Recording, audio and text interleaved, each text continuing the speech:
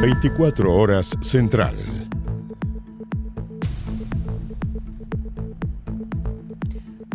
Buenas noches. Aterrador. 3 muertos solo en la región metropolitana han marcado la jornada. Un fin de semana largo que se ha visto empañado por hechos de violencia. Aquí comienza 24 horas Central. Presentamos 24 horas Central. Ya se lo comentábamos, 3 homicidios y uno frustrado con solo horas de diferencia. Primeros días del fin de semana largo en la región metropolitana que fue empañado con hechos de violencia. A uno lo encontraron al interior de un tambor en plena vía pública. El otro murió en el hospital luego de participar en una balacera. Distintos delitos, pero con algo en común, pasaron solo con horas de diferencia y en la misma comuna. Viernes por la tarde en La Pintana y una ráfaga de disparos alertaba a los vecinos de este sector. Existe una gran cantidad de evidencia balística, lo que da cuenta de que hubo un intercambio de disparos importante en el lugar. Se registraron al menos 50 tiros. Un hombre de 27 años murió en el hospital Padre Hurtado tras enfrentarse a los desconocidos desde el interior de su domicilio. En este momento tenemos individualizado a 2 personas y lo que vamos a realizar en este momento es otro trabajo de sitio suceso. Horas más tarde, y a solo cuadras de distancia, vecinos alertaron a la policía tras un terrible hallazgo. En la calle encontraron a un hombre muerto al interior de este tambor. La herida que está establecida sería un único impacto balístico. No se descartan otras lesiones. ¿En qué zona? En la cabeza. Según la policía, lo arrastraron por varios metros y lo abandonaron en calle Madrid con observatorio. El tambor, ¿cierto?, es dejado en el lugar y es arrastrado desde los pasajes aledaños a la avenida que antes mencioné por 2 sujetos hasta este minuto no identificados. Las cámaras de seguridad trazaron parte del recorrido, sindicando inicialmente a esta propiedad como el lugar desde donde sacaron el barril. El domicilio fue allanado y se detuvo a 2 menores de edad en calidad de sospechosos. Circunstancias específicas hacen presumir, como en otros casos, que podría tratarse de un ajuste de cuentas o de algo de esa naturaleza. Sin embargo, es materia de investigación y vamos a esperar el resultado. Casi de manera simultánea, en Pedro Aguirre Cerda, vecinos de este tranquilo barrio despertaban con gritos y disparos. Vengo saliendo cuando siento los balazos. Lo primero que hago, salgo y veo a una niña botada ahí. Y veo a un chiquillo, un vecino que la estaba socorriendo. Una fiesta en esta casa que se extendió hasta horas de la mañana se salió de control. Llegaron 2 personas más y a una de esas personas no la dejaron entrar. Y esta persona se enojó, sacó una pistola y le disparó a diestra y siniestra. Golpearon a una mujer y uno de los asistentes fue alcanzado por los tiros. Actualmente se encuentra internado en el hospital Barros Luco. Un adulto chileno de 25 años que se mantiene en este caso con 2 impactos balísticos sin salida de proyectil en el abdomen. Hechos de violencia en las últimas 24 horas que se registran a solo días de refuerzo de patrullajes policiales por el plan Calles sin Violencia. De hecho, Carabineros recorría los alrededores de La Vega cuando se toparon con otro asesinato. Sentimos unos disparos, 3 disparos y fuimos a ver y claro, era una moto y 2 individuos que habían disparado a un vecino. Efectuó una cantidad indeterminada de disparos a una persona, un adulto de nacionalidad peruana. El trabajador informal murió y los desconocidos escaparon. 3 homicidios y uno frustrado con solo horas de diferencia en la región metropolitana y en medio de un fin de semana largo. Ya volvemos con 24 horas Central. Estamos viendo 24 horas Central. Ahora. Si vamos de inmediato hasta el centro de la capital, porque a esta hora miles de venezolanos están reunidos en la gran protesta mundial por la verdad, convocada por el Comando con Venezuela en Chile. María Jesús Chacov está en el lugar. Tomamos contacto contigo. ¿Cómo estás? Buenas noches. Buenas noches, Josefa. Una manifestación que debe haber sido, nos decían las personas que llegaron hasta acá, una de las más grandes hasta el momento que se ha realizado desde la semana en que fueron las elecciones en Venezuela. Vamos a pasar a mostrarles lo que está pasando a esta hora. Ya la gente se ha estado yendo, pero todo este sector, todo el sector de Parque Almagro estaba lleno desde San Diego, Santa Isabel, toda la manzana estaba llena de ciudadanos venezolanos manifestándose en esta protesta internacional a la que convocó la líder opositora María Corina Machado para mostrar el descontento de ellos internacionalmente con los resultados de las elecciones que se dieron a conocer por parte del Consejo Electoral Nacional de Venezuela. Estuvimos hablando con algunas de las personas que llegaron hasta acá, pasemos a escuchar lo que ellos nos comentaron. Necesitamos el apoyo internacional para poder terminar con esto. Ya estamos cansados de esta dictadura. Por favor, vamos todos sin miedo, no tenemos miedo, queremos libertad. Ya esto trascendió a las fronteras de nuestro país y a un proceso totalmente independentista. O sea, nos sentimos ya que esto es una realidad que tiene que además contar con el apoyo mundial. Realmente impresionante. Te digo, esta es una muchedumbre que clama por la libertad y por la democracia. Yo creo que este es un paradigma, digamos, para los pueblos del mundo. Conmovedora, impresionante, la verdad nos alegra, tenemos tantas cosas que decir, tantas cosas por las que luchar y estar aquí y defender, aunque sea un granito de arena, siendo que estamos afuera. Les decía entonces, esta era una manifestación con carácter internacional. En distintas horas, por supuesto, se han estado realizando distintas manifestaciones en distintas partes del mundo. Y acá en el país también no fue solamente en Santiago, sino que en más de 10 ciudades del país, por ejemplo, Viña del Mar, Concepción, Antofagasta, La Serena y otras también acá en Chile. Y lo que ellos dicen entonces es para mostrar el descontento con los resultados de la elección de Venezuela, que ya fue hace 3 semanas, Josefa.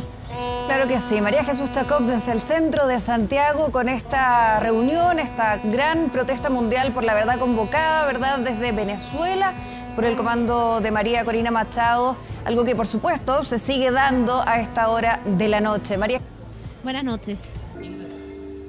Bueno, y este sábado se realizó el control de detención de los 17 sospechosos en el robo de una oficina de Brinks en Rancagua. Según la Fiscalía, se trata de un atraco que fue planeado durante meses. Mire. ¿Están sacando con plata?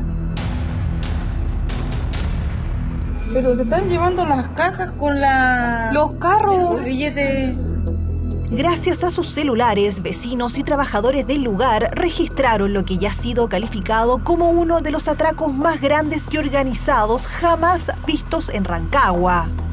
Yo pensé que era gente de la empresa de Brinks y al subir al segundo piso nos dimos cuenta que parece que era un asalto. Igual inseguridad, pues al final el país ya está inseguro.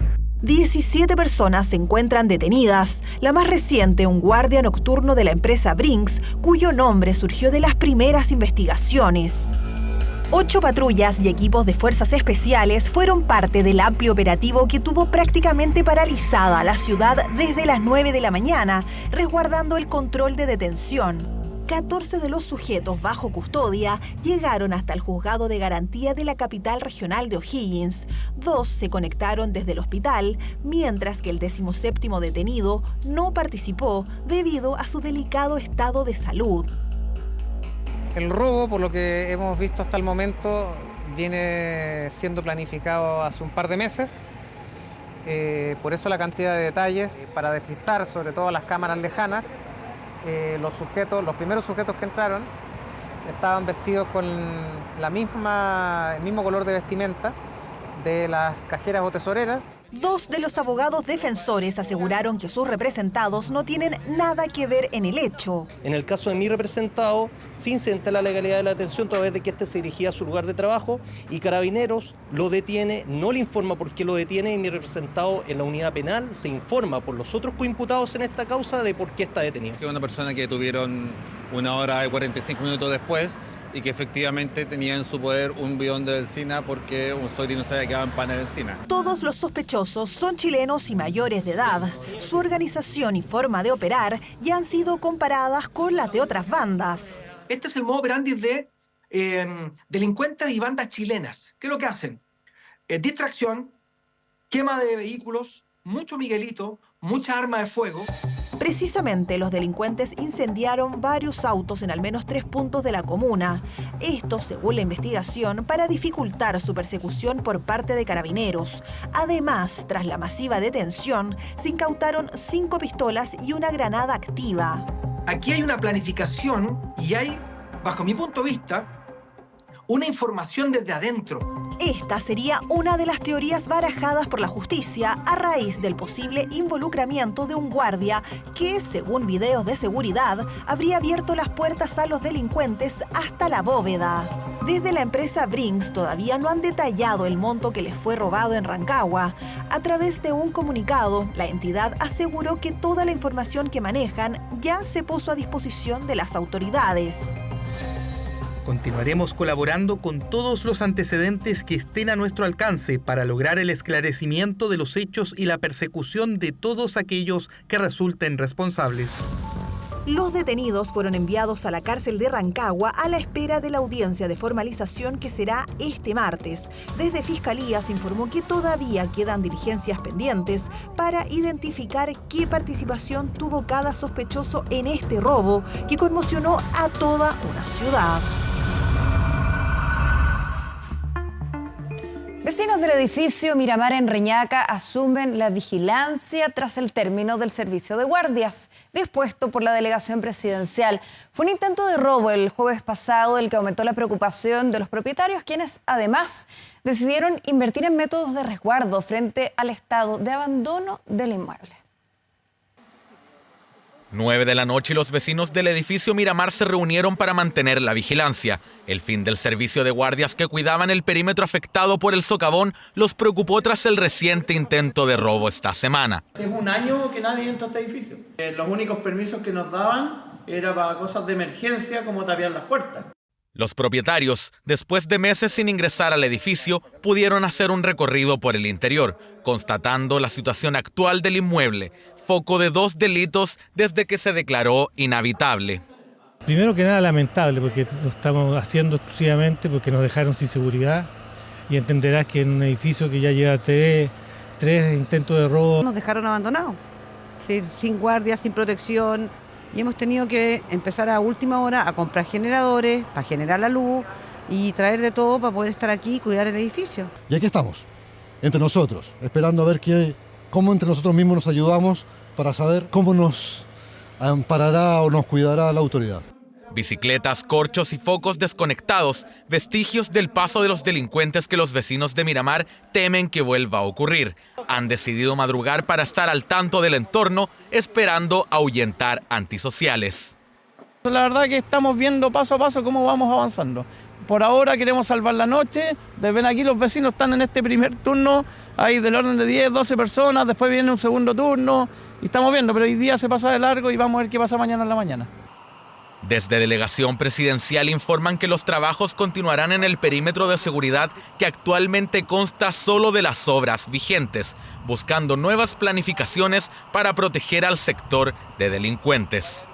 Hemos sostenido también reuniones con las propias administraciones, Carabineros, la municipalidad, para poder llevar adelante una nueva estrategia que nos permita poner a disposición, como en cualquier otro lugar, por ejemplo, patrullajes preventivos por parte de Carabineros. 24 horas llegó al edificio Miramar para ver cómo habían pasado la noche los vecinos. Al llegar, nos encontramos con un nuevo servicio de conserjería, contratado por los mismos propietarios para sentirse más protegidos.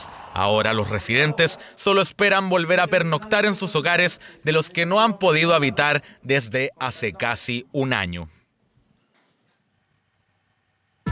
Bueno, y un impactante hallazgo preocupa a los usuarios del Hospital Regional de Talca. Se trata de cartas certificadas del año 2022 encontradas en un basural clandestino de Maule, cuyo destino era notificar a pacientes en listas de espera. El incidente ocurre a pocos días de que Contraloría revelase irregularidades en el registro de tratamientos pendientes.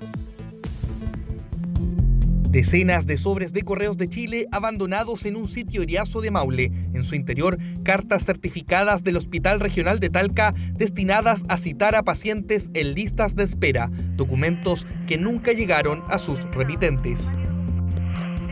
Yo llevo de la pandemia que no me atienden. Es muy dramático porque cada paciente es el que vive el dolor.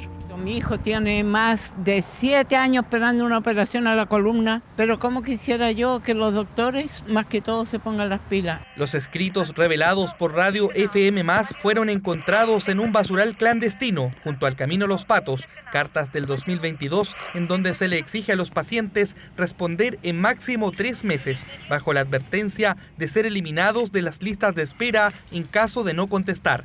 Hasta el lugar concurrieron carabineros y el director del hospital. Desde el centro asistencial ya anunciaron una querella. Nos vamos a hacer parte a través de nuestro departamento jurídico con las acciones que correspondan dentro de la investigación que va a realizar Fiscalía. Queremos recuperar la información de estas personas para verificar si todavía están esperando una solución, poder priorizarlos y dárselas cuanto antes. El hallazgo tiene lugar en un momento complejo para el Hospital Regional de Talca. Contraloría publicó un informe revelando graves irregularidades en la administración de las listas de espera durante 2023, lo que llevó a la apertura de un sumario administrativo. Y aquí ya hay grados no solo de indolencia, sino de dolo, es decir, de intencionalidad de provocar un daño. Aquí hay un problema con la dignidad de la gente que confía en un servicio precario, donde no hay responsabilidad, no se da la cara y a la gente no la terminan llamando para resolver su problema y muere esperando. En Chile existen más de 2 millones de personas esperando algún tratamiento o cirugía. Los hechos han generado indignación entre quienes necesitan ser atendidos en el sistema público, pero sin certeza de que eso algún día ocurra. En el caso de los pacientes oncológicos, el tema no pasó inadvertido. En plena marcha nacional, Chile Unido por el Cáncer. Todo lo que sea lista de espera para un paciente oncológico significa que en un mes te puede salir otro tumor, 2 tumores. Siempre hay una lista de espera y las listas son largas y la incertidumbre es mucha. Lo ocurrido en Maule podría implicar que se exijan sanciones a Correos de Chile y a quienes resulten implicados. En paralelo, ya se ha anunciado la conformación de una comisión investigadora en la Cámara de Diputadas y Diputados por las irregularidades en el registro de las listas de espera. Exigiremos investigaciones por parte del Ministerio Público porque creemos que estamos en presencia de hechos que pueden ser constitutivos de delitos. Aquí puede haber un delito que atenta a la salud pública, puede haber un delito contra la buena fe, también el delito de prevaricación. Que una vez constituida la comisión investigadora de lista de espera, citaremos a las autoridades del hospital para que expliquen estos hallazgos que nos vuelven a sorprender el día de hoy. Desde la Fiscalía Regional del Maule ya se ha tomado conocimiento por parte del área de flagrancia y se han dispuesto diversas diligencias para esclarecer quién o quiénes desecharon estas cartas destinadas a pacientes médicos.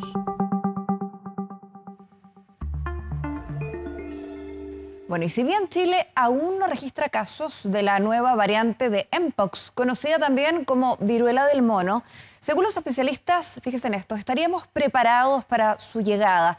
Tras la oleada de 2022, el país se preparó con vacunas y mayor vigilancia epidemiológica para enfrentar este virus. La OMS también advierte sobre la posibilidad de que este virus Mpox se propague aún más por países de África y posiblemente fuera del continente. Una emergencia sanitaria declarada y una comunidad global en alerta ante una amenaza que no es necesariamente nueva. Sobre la viruela del mono ya habíamos escuchado, pero la nueva variante de la ahora llamada Mpox vuelve a disparar las alarmas. En lo que va de este año, en África se han reportado 17.541 casos y 500.000 de fallecidos.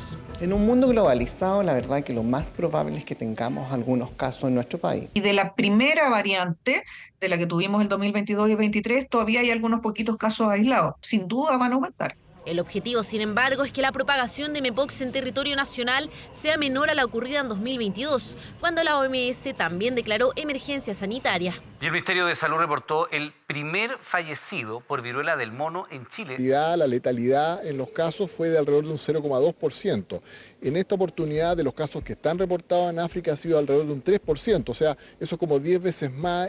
Una enfermedad que genera malestar general, principalmente decaimiento, dolores musculares y de cabeza, fiebre, inflamación de ganglios y cuyo signo cardinal son las lesiones en la piel.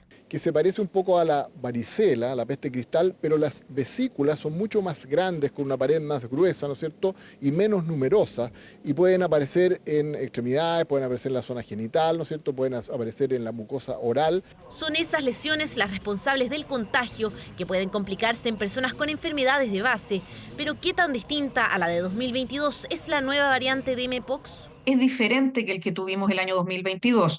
Es un poco más agresivo o más agresivo, no sabemos todavía cuánto. Pero la Organización Mundial de la Salud activa esta alerta porque han tenido casos concentrados mayoritariamente en niños pequeños y con la mortalidad, o sea, la gente que fallece concentrado en los niños.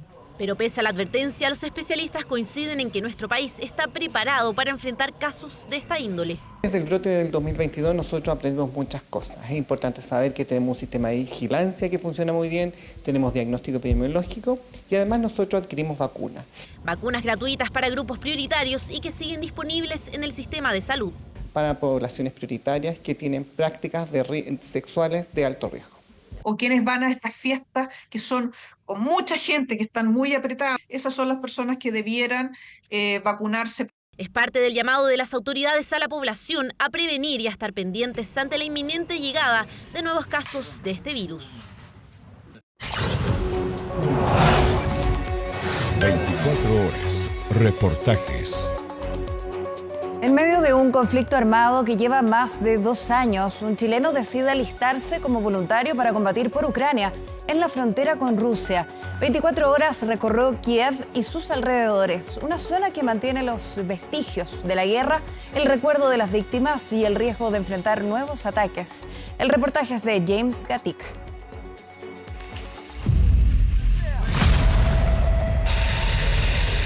La guerra en el corazón de Europa ha cambiado de curso. Ahora son las tropas ucranianas las que lograron ingresar a las zonas fronterizas de Rusia.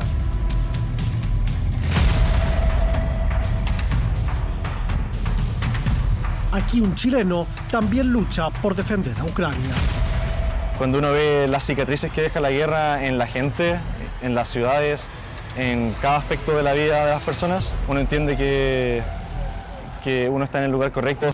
Sebastián es un combatiente chileno. Nos relata su experiencia defendiendo un país asolado por el conflicto armado que lleva más de 2 años. Un equipo de 24 horas recorrió Kiev y sus alrededores, ciudades que hoy mantienen el recuerdo de las víctimas y los vestigios de una guerra que aún continúa.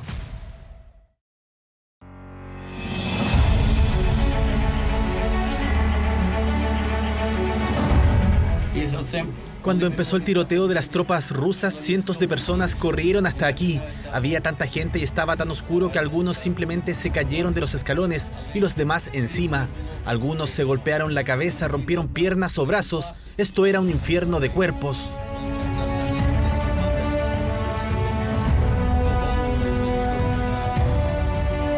El invierno de 2022 estaba por terminar, pero la invasión rusa estaba recién comenzando. Más de 300 residentes de Yahitny, a 100 kilómetros de Kiev, fueron forzados a refugiarse en el subterráneo de esta escuela rural. Por casi un mes de ocupación no supieron de días ni de noches. La falta de baños, agua o ventilación fue solo parte del terror que se vivía en la superficie y en el este de Ucrania, donde hoy el conflicto sigue sin resolverse.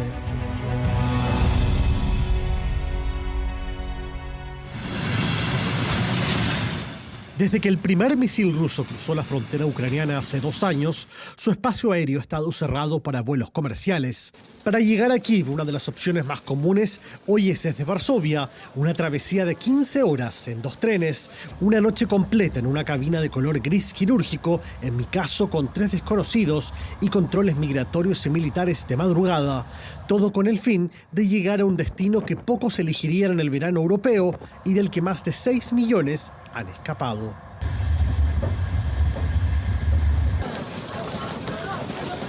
Del tren bajan en su mayoría mujeres y niños. Desde que rige la ley marcial, los hombres adultos no pueden salir del país.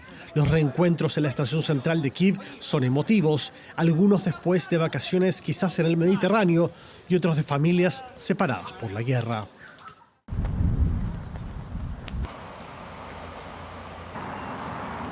Las grandes avenidas y edificios de la capital aún reflejan tiempos soviéticos, pero da la sensación de ser una ciudad semivacía. Faltan los que se han ido, los que están combatiendo y los que han muerto.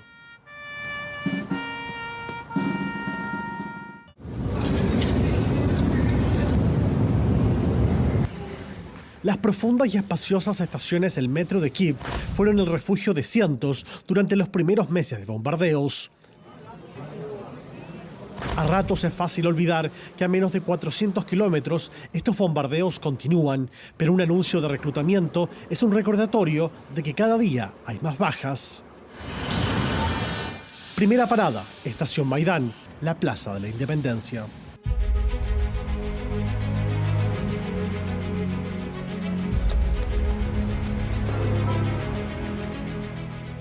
Aquí nos recibe Sebastián, oriundo de Chiloé.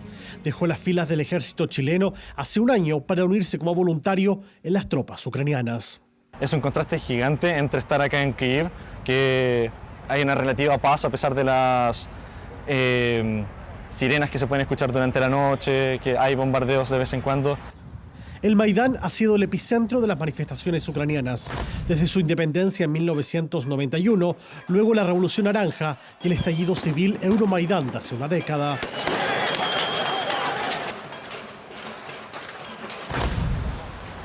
Todo ha ocurrido aquí, donde hoy yacen banderas azules amarillas, una por cada uno de los caídos en la actual guerra.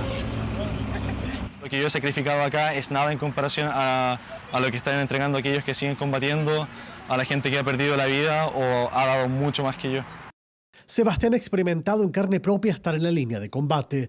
En noviembre pasado, liderando su unidad, fue alcanzado por la ofensiva rusa. Un proyectil de mortero 81 me impactó alrededor de 2 metros de mi posición.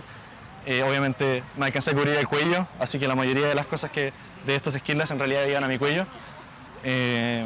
Bueno, tengo hartas más en todo mi cuerpo, tengo varias cicatrices. Recuperándose y lejos del combate como tal, Sebastián ahora se dedica a entrenar unidades que irán al frente, pero asegura que no ha perdido las convicciones que lo trajeron tan lejos de su hogar. Cuando uno ve las cicatrices que deja la guerra en la gente, en las ciudades, en cada aspecto de la vida de las personas, uno entiende que uno está en el lugar correcto. Salimos de la capital, recorremos los suburbios de la región de Kiev, que fueron liberados de la ocupación rusa. A medida que avanzamos, las huellas del conflicto son cada vez más evidentes.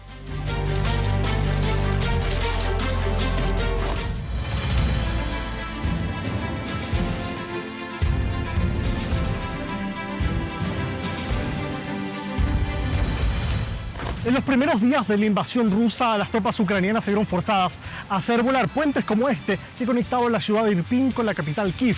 No solamente pudieron ser capaces de detener las tropas rusas, sino que también de evacuar más de 40.000 personas.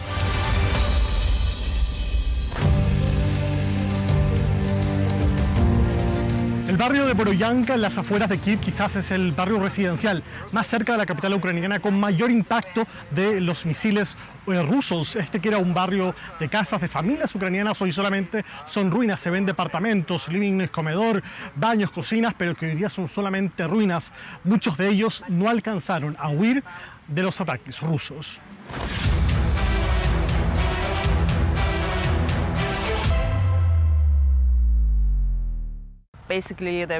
Básicamente lanzaron misiles aéreos a edificios de civiles. Hubo bombardeos contra viviendas de civiles, como estas casas de 5 pisos que ven a mi alrededor. Y mientras hablamos, estos ataques contra civiles ucranianos y contra ciudades pacíficas de Ucrania continúan. Sasha Dosik es directora de la ONG Index Ukraine, que busca documentar los crímenes de guerra cometidos por Rusia. Su investigación asegura que se trata de ataques deliberados, sistemáticos y con un objetivo preciso. Se trata de un continuo ataque ruso a la cultura ucraniana, al modo de vida ucraniano y a la identidad ucraniana. Lo que están tratando de hacer es crear la imagen de Ucrania. Es solo una zona vacía donde nada ha estado aquí. No hay nada aquí. Es un espacio vacío para ser colonizado por Rusia.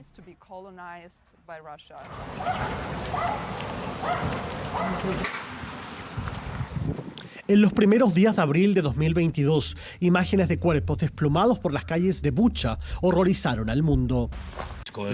Estos son crímenes de guerra y serán reconocidos por el mundo como genocidio. Ustedes están hoy aquí y ven lo que pasó. Sabemos que miles de personas han sido asesinadas y torturadas con extremidades amputadas, mujeres violadas y niños asesinados. Tras la liberación de Bucha, junto a la iglesia San Andrés, fosas comunes se encontraron con centenares de cuerpos. Fueron los sobrevivientes, sus seres queridos, quienes trajeron los cuerpos hasta este lugar y hoy día los recuerdan con un memorial. En total fueron cerca de 450 en toda esta ciudad que fueron asesinados por las tropas rusas, lo más cerca que llegaron justamente los invasores a la capital de Ucrania. Entre las víctimas, Ana, una mujer de 93 años, sobreviviente de la Segunda Guerra Mundial, y Klim, un niño de solo 5 años. El presidente ruso Vladimir Putin dijo que estas acusaciones eran falsas y solo provocaciones ucranianas. Hay un nivel incomprensible de violencia por parte rusa y muchas mentiras. Por ejemplo, encontré mis fotos de la ocupación en la región de Kiev en canales rusos de Telegram y decían, mira esta foto, todas estas personas tiradas en el suelo son artistas o actores. Eso no es cierto. Esas personas fueron asesinadas por los rusos. Stats colaboró como fotoperiodista en un proyecto de The New York Times que investigó la masacre de Bucha. Identificaron las víctimas y, más relevante aún, a los militares responsables. El trabajo fue galardonado con un premio Pulitzer en 2023. Aquí en la puerta los padres escribieron en ruso, atención, hay niños. De vuelta en la escuela en Yahidny, continuamos el recorrido con Iván, quien trabajaba en el lugar y sobrevivió casi a oscuras en el subterráneo junto a sus vecinos. Mientras arriba, las tropas rusas instalaron un cuartel militar en las salas de clase. Esta es una lista de los que fueron asesinados en las calles por los soldados rusos, pero no es una lista completa porque algunos cuerpos no fueron encontrados. Prácticamente todo quedó intacto aquí abajo, como evidencia y un museo. El olor a humedad dificulta respirar. Mientras vemos los dibujos que niños hicieron en las paredes, uno trata de imaginar cómo entraron 360 personas en menos de 200 metros cuadrados. Estos son algunos diarios que los rusos trajeron para las personas que están retenidas en este subterráneo. Dice que Zelensky ya se ha rendido, que Kiev ya está bajo el control ruso y otras noticias falsas. Victoria de la institución investigativa Index Ukraine nos cuenta que escasa comida fue provista por los captores, pero lo que no faltó le llama propaganda de Moscú. Por ejemplo, dice aquí, ¿qué hace el imperio de mentiras? Es el titular de esta columna. Dice que las acusaciones de que misiles rusos están matando a decenas de niños son falsas. Después de 27 días, el ejército ucraniano logró expulsar a los invasores y liberar a los prisioneros. Durante este tiempo, 10 adultos mayores habían fallecido. Un bebé de 2 meses sobrevivió. Prácticamente no teníamos casa. ¿Dónde íbamos a ir? Saquearon todas las casas. Ninguna se libró. Al no tener dónde dormir, muchos decidieron volver a este refugio. También estaba el temor de que los rusos volvieran. Estos son los únicos registros de esos días. Tan pronto como Kiev declare que está lista para comenzar la retirada real de las tropas de estas regiones y también notifique oficialmente que abandona sus planes de unirse a la OTAN, se emitirá una orden de alto al fuego.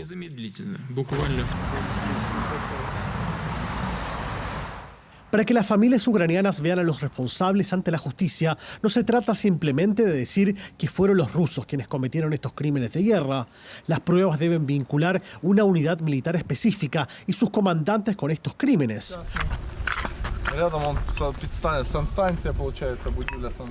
Fundaciones como Lemkin Society trabajan en esta documentación y esperan presentar la causa ante la Corte Penal Internacional antes de fin de año.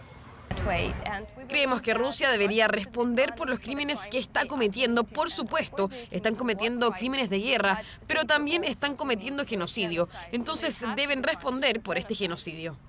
Una propuesta que apoya la Premio Nobel de la Paz ucraniana Oleksandra Matvichuk del Centro de Libertades Civiles. En conversación con TVN en Kiev, hizo un llamado al mundo y también a Chile. Esta guerra tiene una intención genocida muy clara. Putin dice abiertamente que no existe una nación ucraniana, no existe una lengua ucraniana y no existe una cultura ucraniana. Por eso es guerra genocida, es una guerra de supervivencia, por nuestra existencia. No tenemos otra opción, porque si dejamos de luchar, desapareceremos. A mediados de junio, líderes de todo el mundo, incluido el presidente Gabriel Boric, se reunieron en Suiza para buscar una salida pacífica al conflicto. En Ucrania se preguntan si es suficiente. No diría que el mundo no está siendo suficiente, yo diría que la reacción es un poco más lenta. Hay una enorme diferencia entre decir ayudemos a Ucrania a no fracasar y ayudemos a Ucrania a ganar. Tenemos que cambiar esta narrativa. Tenemos que poner como objetivo común de la comunidad internacional liderar la ayuda a Ucrania para ganar.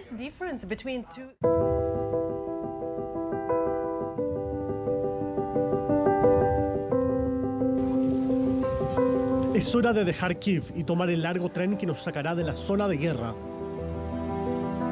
Los ucranianos se despiden con un hasta la próxima para celebrar la victoria. Y nuevamente recuerdo la inscripción en la puerta de la escuela que decía: atención, hay niños. Una alerta que en más de 2 años y medio se ha pasado por alto. Bueno, vamos a cambiar totalmente de tema. Presta atención con esto. ¿Sabe usted que el caviar ampliamente producido en Europa también se genera en el Maule? Un centro acuícola de Parral abrió su propio restaurante para convencer a los paladares más exigentes del mundo.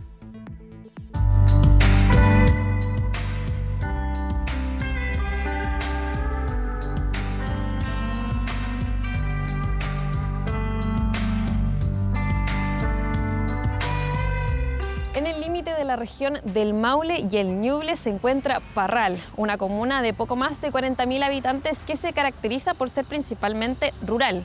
Sin embargo, a poco menos de 10 minutos hay un lugar donde trabajan con el esturión, un pez del Mediterráneo responsable de la producción de nada menos que el caviar.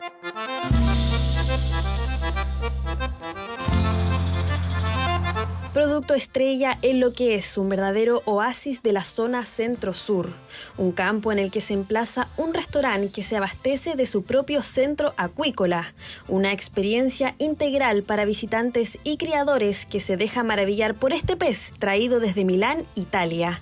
¿Cómo fue que logró acá su segunda camada? Es una zona que les acomoda y que encanta vivir aquí, el clima es muy bueno. Hay meses fríos, pero son como 2 meses del año y el resto del tiempo son meses cálidos con mucho sol. Para mí no son peces, son dinosaurios. Cultivo de peces que llegaron en formato de huevo en 200.000 unidades. El desafío incluyó modificaciones en este terreno que ahora tiene un sistema de recirculación del agua en amplios estanques y piscinas. Todo para obtener el caviar que ahora se vende al mundo. Aquí en la acuícola producimos los 3 mejores especies de esturión en el mundo.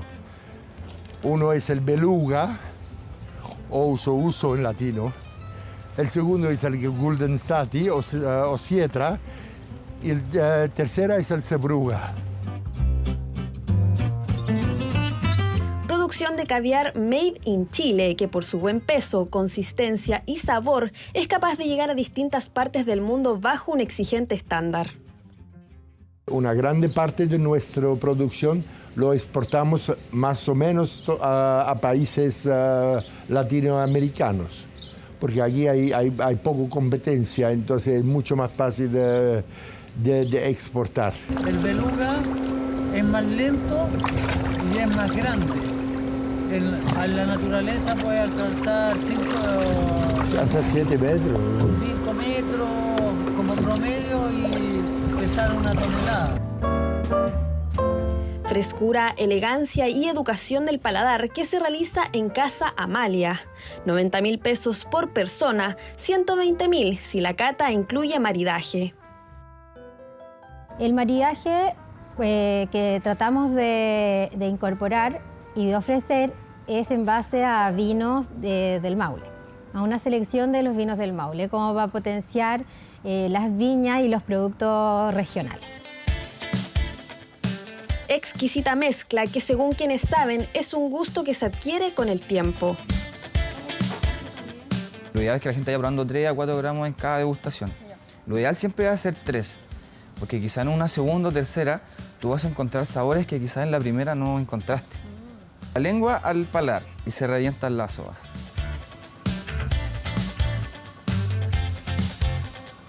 Bueno. Me gustó, sentí como un sabor a queso. Propuesta gastronómica instalada en plena zona rural desde el 2013, un punto de interés y desarrollo para la industria en la que convergen productos locales, recetas internacionales y un espacio para compartir ideas y sueños. Toda la gente que trabaja donde nosotros son todos del pueblo. Además de eso, intentamos siempre de recoger los mejores elementos de la zona, que sea Tal, que sea Chillán, o que sea el colegio culinario aquí en Parral.